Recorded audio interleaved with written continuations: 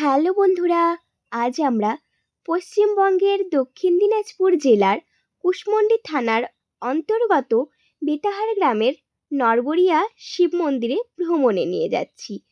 আজ আমরা নরবরিয়া শিবের পতিত ইতিহাস তুলে ধরব তোমাদের সামনে।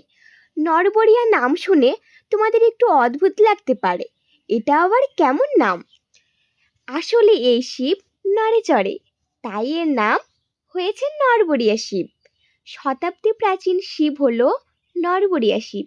যে শিব আবার নড়ে চড়ে, যে শিবলিঙ্গ বাংলা তথা ভারতে দেখা দুষ্কর। পশ্চিমবঙ্গ তথা ভারতের পবিত্র ভূমি থেকে পথে পথে সবাই স্বাগত জানাই। নরবরিয়া শিব মন্দির হলো বেতাহার গ্রামের রক্ষক, আদি দেবতা হিসেবে পূজিত হন, যেখানে প্রতি বছর লক্ষ লক্ষ মানুষ মহাশিবরাত্রিতে পুজো দিতে আসেন। এছাড়াও প্রতি সোমবার ভক্তদের ভিড় লক্ষ্য করা যায়। কুশমন্ডি থানার অন্তর্গত বেতাহার গ্রামের ঐতিহ্য প্রাচীন এই নরবরিয়া। বাংলা তথা ভারতে সাধারণত আমরা যে ধরনের শিব মন্দির দেখে থাকি তার থেকে ভিন্ন ও আলাদা প্রকৃতির নরবরিয়ার এই শিব মন্দির। তার কারণ হলো এই শিব নড়ে চড়ে। নরবরিয়া শিবের বৈশিষ্ট্য হলো তিনটি বড় আকারের পাথরের জনিপীঠের ওপর শিবের লিঙ্গটি ইচ্ছা মতো ঘোরানো যেতে পারে, এই জন্য শিবের নাম নরবরিয়া।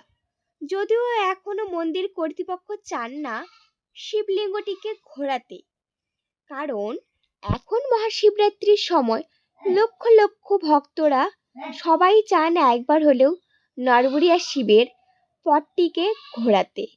কিন্তু এই শতাব্দীতে প্রাচীন শিবলিঙ্গ তাতে যথেষ্ট পরিমাণে ক্ষতিগ্রস্ত হয়। তাই মন্দির কর্তৃপক্ষ বেশ কয়েক বছর ধরে শিবরাত্রির সময় শিবলিঙ্গটি না ঘোরানোর সিদ্ধান্ত নিয়েছেন।